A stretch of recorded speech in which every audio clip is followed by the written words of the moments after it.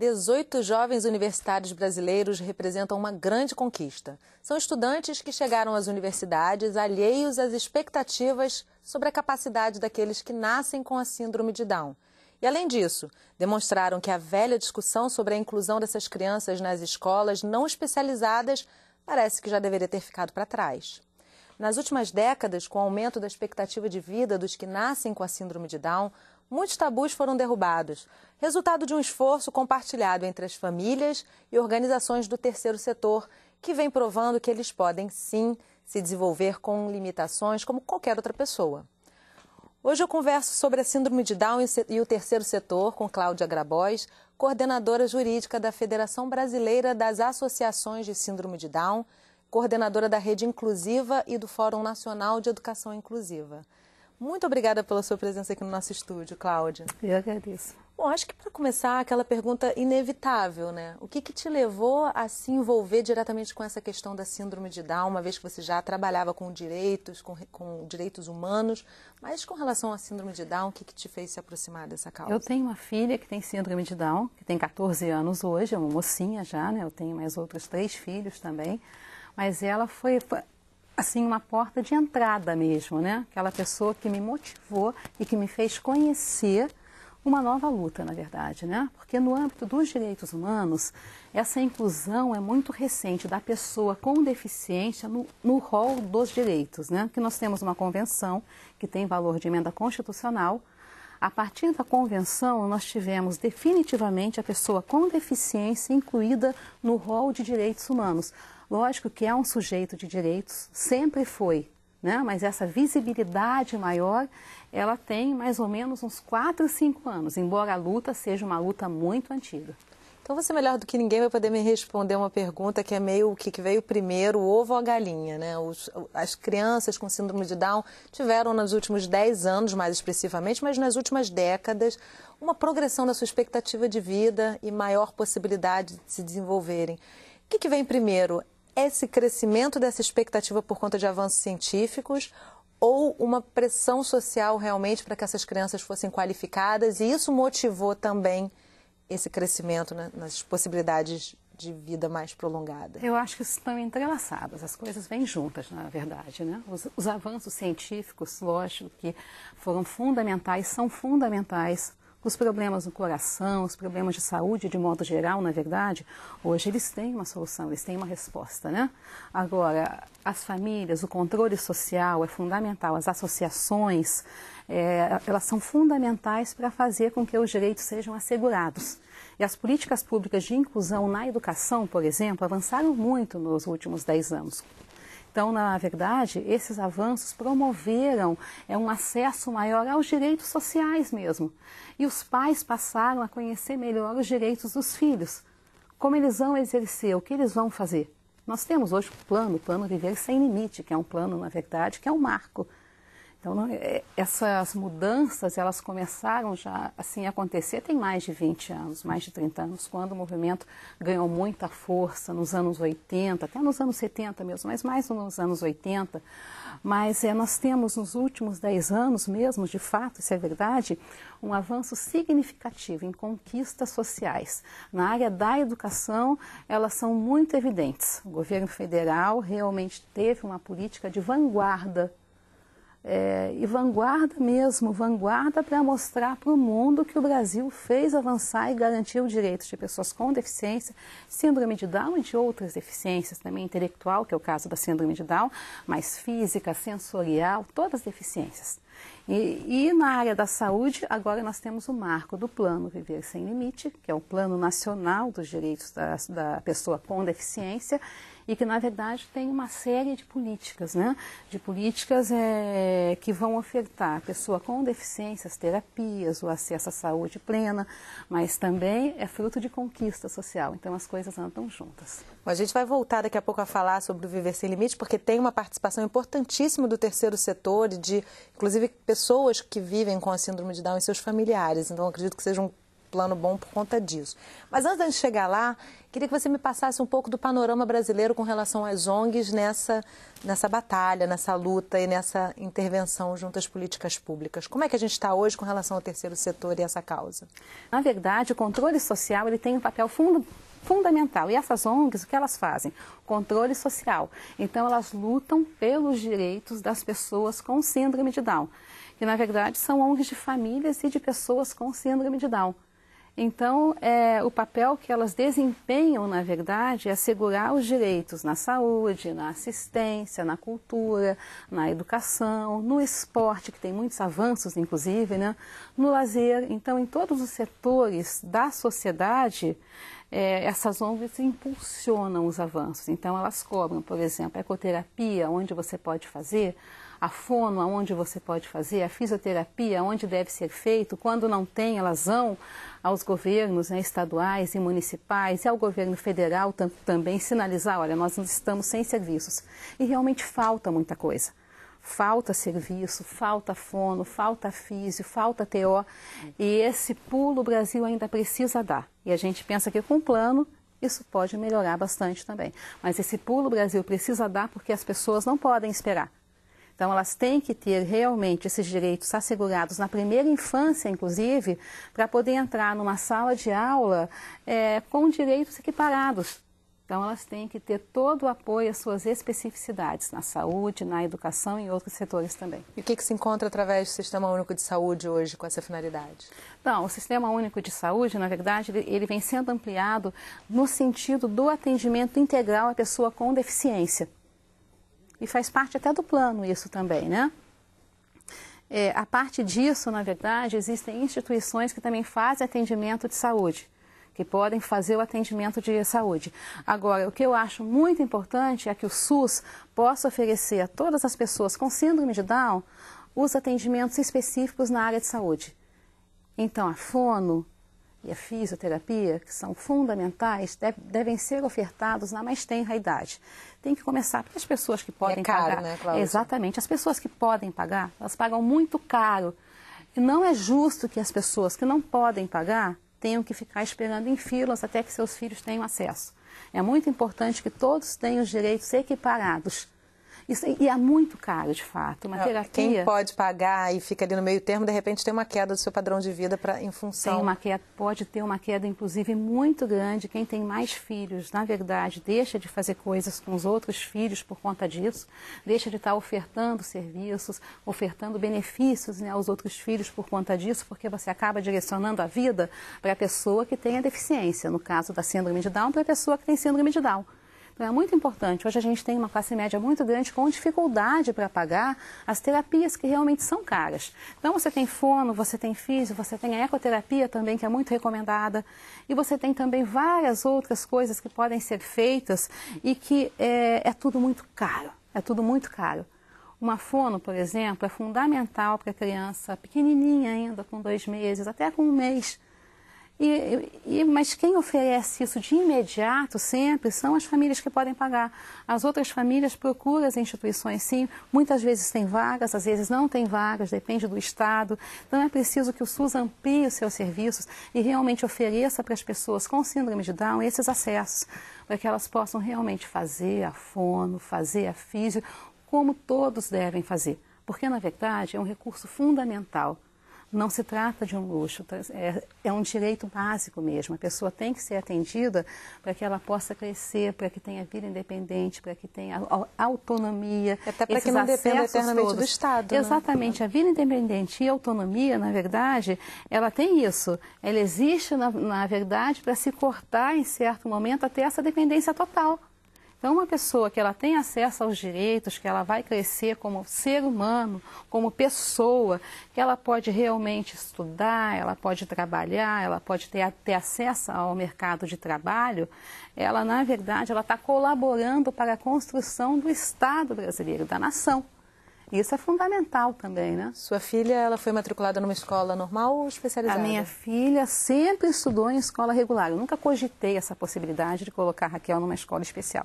Eu sempre achei que se meus outros filhos tinham direito ao acesso à educação, e educação é a escola comum, Se tinham direito ao acesso à educação, a Raquel também deveria ter esse direito. Então, ela entrou com 2 anos na creche, numa escola privada, ficou até 6 anos e ela estuda em escola pública até hoje. Com 6 anos entrou numa escola pública aqui no Rio de Janeiro e estuda até agora, né? Então, são 8 anos já. Como é que foi esse processo, essa trajetória aí? Olha, foi bem interessante, na verdade. Ele entrou numa escola privada primeira, onde não tinha histórico de criança com deficiência. Então, foi uma novidade muito grande, mas o atendimento foi bom, ela foi bem recebida, teve a oferta da educação. Chegou um momento que eu percebi que, na verdade, ela se sentia um pouco excluída. Era uma questão dela também, né? A questão dos pais não conhecerem, dos pais de filhos que não têm deficiência, acabou no caso da minha filha pesando um pouco. Ela não era tão convidada para todos os locais, ela não era muito chamada e ela começou a sofrer com isso. E era uma coisa que a gente sentia que vinha até de casa. E é um preconceito ligado ao medo, na verdade, ao desconhecido. É aquela questão que tem que ser esclarecida. Por exemplo, quando era com ela, uma criança de 4 anos pode evacuar, fazer alguma coisa assim, né? Fazer xixi na calça, alguma coisa assim. Mas quando era com ela, parecia que era porque era uma coisa da síndrome de Down.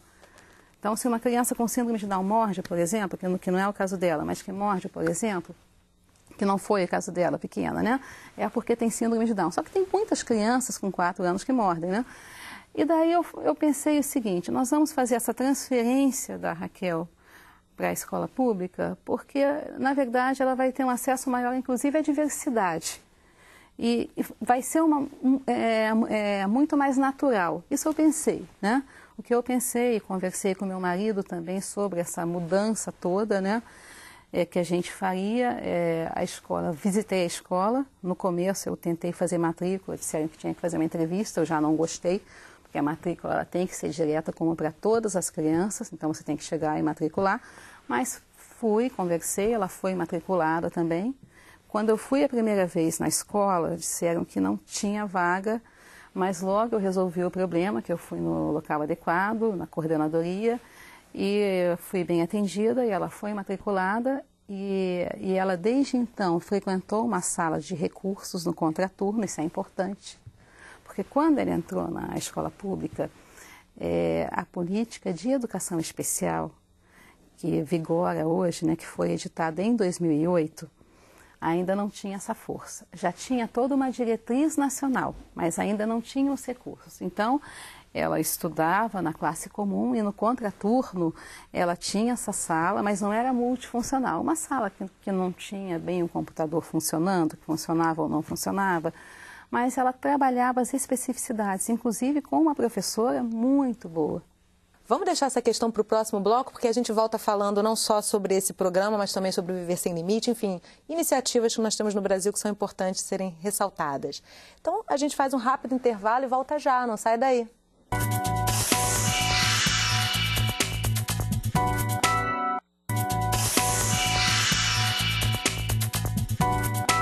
Estamos de volta conversando sobre a Síndrome de Down e o terceiro setor com Cláudia Grabois, coordenadora jurídica da Federação Brasileira das Associações de Síndrome de Down, coordenadora da Rede Inclusiva e do Fórum Nacional de Educação Inclusiva. Cláudia, a gente terminou o bloco anterior falando sobre algumas iniciativas pontuais aí do Estado brasileiro voltadas para as famílias e para as crianças, para os jovens que vivem com a Síndrome de Down. Você trazia várias informações que muitas vezes são desconhecidas da população brasileira. Então, eu queria que você reiniciasse aí a partir de onde a gente parou no bloco anterior. O que você vê de mais significativo sendo feito hoje pelas vias públicas para facilitar a vida de quem tem síndrome de Down? Os avanços na educação, eles foram fundamentais e são fundamentais. O programa BPC na escola, que é o benefício de prestação na escola, e que é um benefício, na verdade, constitucional, o que ele faz, na verdade? Ele tem o objetivo de assegurar o acesso e permanência na educação. E ele atinge realmente a camada mais pobre da sociedade. E as mudanças foram muito grandes por conta dele. Primeiro porque existe um comitê gestor, saúde, assistência, educação e direitos humanos. Então a pessoa ela passa a ser vista como um todo, ela é um todo, ela é uma pessoa integral, né? E não só uma pessoa que está numa escola ou que está num hospital para ser atendida. Ela é uma pessoa que tem que ser atendida por todos os setores. Então, o objetivo do programa é assegurar o acesso e permanência, mas não condiciona. Benefício de prestação continuada na escola, esse é o nome correto. Além disso, nós temos as salas multifuncionais. As salas de recursos multifuncionais, elas são espaços onde se trabalham as especificidades no turno oposto ao da escolarização. Então, ela não é nada que caminhe de forma substitutiva. Ela complementa ou oferece o AES suplementar, que é o atendimento educacional especializado. Então, na verdade, a educação especial, ele é o quê? Modalidade que acompanha etapas, fases e níveis de ensino. Todas elas. E essa também é uma questão que ficou muito forte nos últimos anos. Então, a criança com deficiência matriculada numa sala de aula comum, ela pode fazer o contraturno na própria escola, se tiver o kit lá dentro, a sala implantada lá dentro, numa escola próxima, em um centro de atendimento público ou numa instituição especializada que possa fazer esse tipo de atendimento, e não substitutivo. Isso é muito bom, porque a criança está numa sala de aula comum, ela tem todo um apoio para poder estudar naquela turma, para ter os seus direitos equiparados e ter igualdade de condições de fato. Então, com isso, com o BPC na escola, né, que também é um marco de combate à miséria, então também passa pelo Brasil Sem Miséria. Isso é uma coisa interessante, né? E tem também a dupla matrícula no âmbito do Fundeb. Então, a criança que está numa classe comum e está no contraturno, a matrícula é computada em dobro. Então, é mais recurso para acessibilidade. Então, são uma série de programas, na verdade, para assegurar o acesso e permanência. Até importante citar a formação continuada, que é fundamental. É até importante citar que você fala isso na qualidade de mãe e também como ex-gestora desse sistema. Do Rio de Janeiro, sim. Do município do Rio de Janeiro, sim. E, na verdade, eu trouxe para o Rio de Janeiro muitos kits de multifuncionais, das salas multifuncionais. Isso promoveu uma grande mudança. Outra coisa que eu fiz que foi fundamental, trazer intérpretes. Qual era o seu cargo como gestora? Eu era diretora do Instituto Helena Antipoff. Eu fui durante um período e eu tenho a impressão que a gente começou a mudar o paradigma nesse momento, né? Que é fundamental nessa causa, né? O que é fundamental? A mudança de cultural. A mudança cultural. É uma revolução cultural que nós precisamos, na verdade, de colocar o seguinte, que é isso, a pessoa com deficiência faz parte da diversidade humana. Ela é o que ela é, na verdade, que todo mundo é diferente, né? E essa mudança de paradigma tem uma iniciativa muito própria de quem tem síndrome de Down, né? Esse programa do governo, Viver Sem Limites, tem a inclusão de pessoas com síndrome de Down. Foi lançada recentemente uma cartilha direcionada para pessoas com a síndrome e seus familiares e me parece que houve a intensa participação do movimento Down. Como é que foi essa participação? Como é que eles se inserem nesses projetos e programas de governo? Então, eu acredito que eles participaram de uma forma brilhante, na verdade, numa articulação com o Ministério da Saúde. E essa cartilha, ela também é um marco, porque ela está à disposição das pessoas. Então, os exames que devem ser feitos, do nascimento ao envelhecimento, o que precisa na área de saúde, ela também toca na educação discretamente, mas toca, né? Porque é uma cartilha de saúde, um protocolo para a saúde. Agora, a gente precisa agora dos serviços. E a cartilha, ela é importante por isso também, porque ela aponta, a gente precisa desses serviços. E ela assume, né? Assume, então. A gente precisa desses serviços para todo mundo, porque os serviços são caros. Então, está lá, o governo lançou. Então, também é uma ação muito boa por parte do governo federal. E muitos pais participaram. Foi aberto em março desse ano para consulta pública e lançado em setembro, se não me engano. E realmente ela pode promover uma mudança, daí sim. Se a sociedade cobrar, isso é importante também, porque você fez essa pergunta antes, né? O que vem primeiro? Daí sim, está lá escrito. Então, a sociedade agora tem que cobrar que as políticas públicas sejam efetivadas, porque é um trabalho conjunto. A gente não pode só esperar, a gente tem que estar trabalhando junto de forma proativa, inclusive, às vezes, mostrando o caminho, como aconteceu no caso da cartilha. E é uma receita que está dando certo, né, Cláudia? É uma receita que se veja nos últimos 10 anos, sim, principalmente. Né? Sim, muita coisa a fazer ainda, né?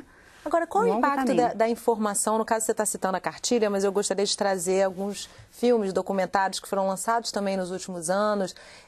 Qual a importância de se ver na tela, na mídia, e se falar abertamente sobre isso, dificuldades e avanços nessa área, para que a sociedade consiga compreender e enxergar essas pessoas com mais normalidade, como se deve? Na novela foi fundamental. Foi fundamental porque mostrou uma criança crescendo em sua casa, naturalmente, uma criança adotada, na verdade, né? Então, mais uma coisa que mostrou, uma coisa interessante, né? Uma adoção de uma criança com síndrome de Down, crescendo normalmente no âmbito de sua família e da sociedade, mostrou também a dificuldade com a escola, que as escolas privadas ainda oferecem mais dificuldade. As escolas públicas também oferecem, depende muito do gestor escolar. O gestor escolar não pode negar matrícula, porque negar matrícula é crime com pena de reclusão de 1 a 4 anos. Está em lei, é 7853 de 89, mas é crime. Independente disso, a gente tem que trabalhar com a sensibilização, né? Esses programas todos, tanto a novela como os filmes que são feitos, na verdade, eles colocam a pessoa com síndrome de Down em evidência. A novela colocou a questão da escola privada, por exemplo. E uma atriz com Down, né? Porque uma atriz com Down, aquela Joana, criança, ela não representava a si mesma, ela representava um personagem. Uma atriz, sim, né? uma atriz com Down, com síndrome de Down. A Joana Clarinha, né, na novela, que queria ter acesso à mãe, matriculou numa escola comum, como é de direito, escolheu uma escola privada que ela gostava, né, como se deve fazer de fato, né, e teve problemas na sala de aula. E teve recomendação, se não me engano, para retirar da escola, né?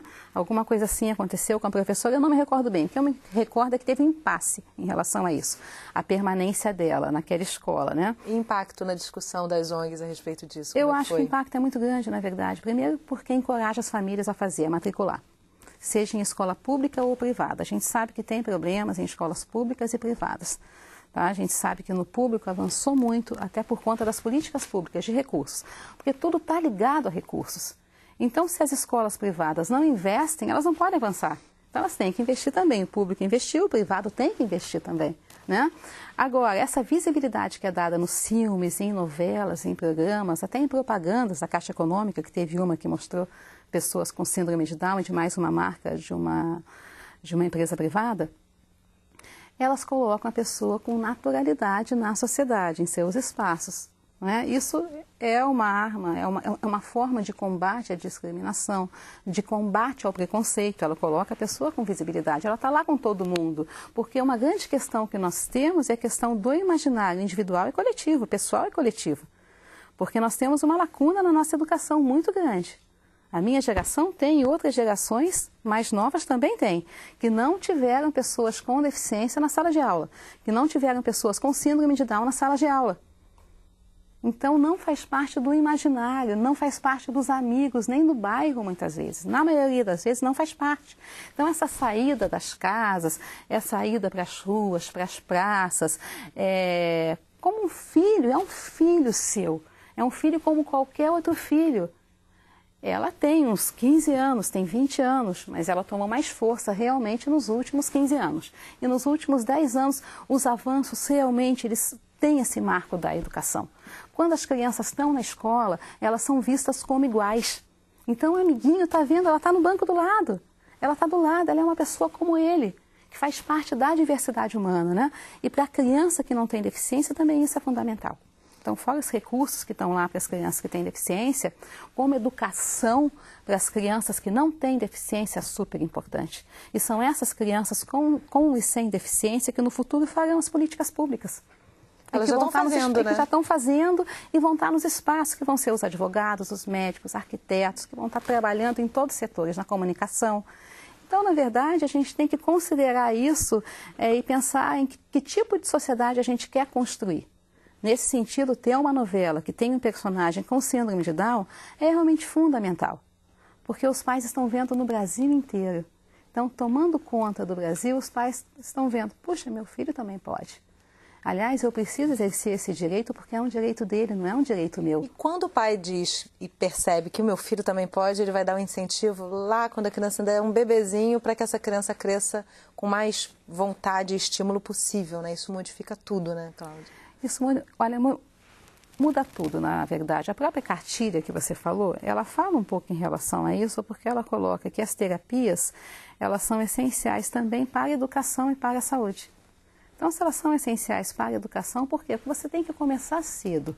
Você tem que estar com a sua igualdade de direitos assegurada. Para a pessoa que tem deficiência, na verdade, são os recursos. Agora, Cláudia, eu queria que você... A gente está finalizando o programa, não quero deixar de citar o seu site. Você responde a questões relacionadas a direito dessas pessoas com deficiência em geral, mas, sobretudo, sobre uma parte dessa história que você conhece muito bem. Qual é o endereço do seu site? www.claudiagrabois.jur.adv.br. Está na nossa tela ali para o pessoal anotar. Cláudia, eu quero te agradecer muitíssimo e te parabenizar por essa luta. Eu acho que, com certeza, essa causa e os direitos dessas pessoas avançam por conta de pessoas como você e como as ONGs que vêm trabalhando arduamente nisso junto com as famílias. Muito obrigada pela sua presença aqui no nosso estúdio. Eu agradeço, obrigada. Obrigada a você que acompanhou o Sala de Convidados Entrevista. Se você quiser rever esse programa, é só entrar no nosso site, canalsaude.fiocruz.br. Você também pode enviar comentários para canal@fiocruz.br. A gente fica por aqui, mas eu espero você no próximo programa. Até lá!